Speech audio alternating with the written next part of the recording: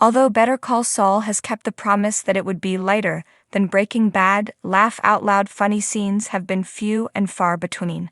Or at least they were until the moment last week when we saw Howard Hamlin gazing up at a Jimmy McGill billboard that looked exactly like him. Jell-O upped the humor quotient with some of the show's funniest dialogue to date.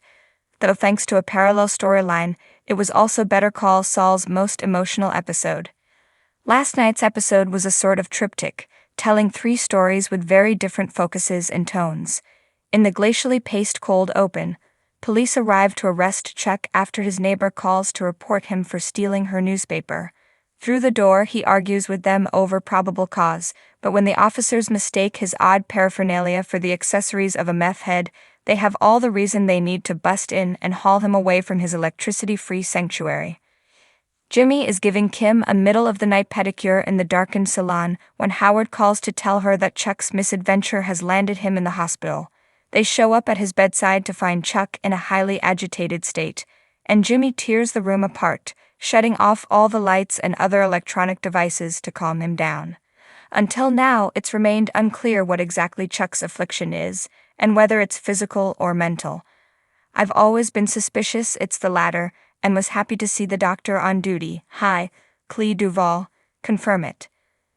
Though Jimmy explains that his brother is allergic to electricity, and Chuck names his illness electromagnetic hypersensitivity, a condition that, while not fictional in the way that last week's Chicago Sun-Roof was, remains highly controversial, she surreptitiously flips a switch on the hospital bed and he doesn't react.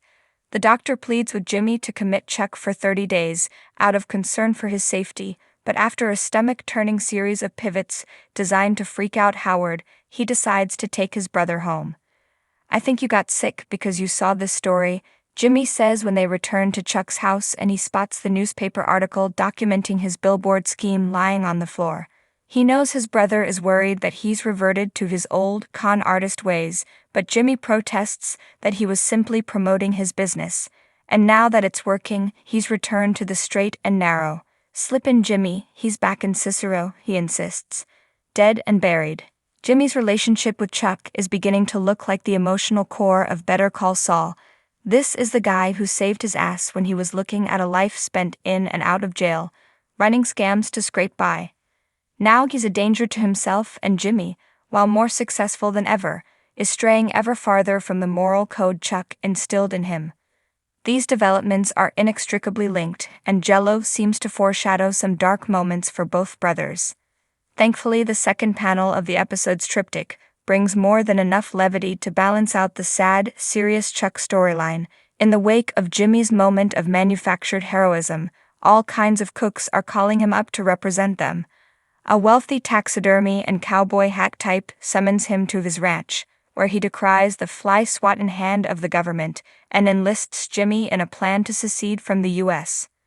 Our protagonist is, of course, happy to go along with it for the sake of a major paycheck, until the guy brings him $500,000 in cash he's had printed for his new sovereign nation. It's the next prospective client who had me in hysterics, though. A buttoned-up suburban type named Roland J. Cox ushers Jimmy into his garage to talk patent law. Because, you see, he's invented something. It's called the Toilet Buddy, and it's an attachment that coaches kids through the potty training process. Except, wouldn't you know it, everything the Toilet Buddy says is filthily homoerotic. Gosh, you're big. Fill me up, Chandler Cox's son's name, Shudder. Put it in me. At long last, Jimmy finds a client with a semi-reasonable request. An old lady who wants him to make her a will, which seems solely concerned with divvying up her figurine collection. Though he's skeptical at first, she's prepared to pay his fee in cash. Later, Jimmy mentions the transaction to Kim, and she suggests that he become an elder lawyer. He runs with the idea in another hilarious sequence, where we see him copy Matlock's outfit exactly and show up at a nursing home to kiss old ladies and pal around with great-grandfathers. That slow, revelatory shot of his elderly clients, savoring Jell-O, there's that episode title, is one of the best, simultaneously gorgeous and comic, moments of the series so far.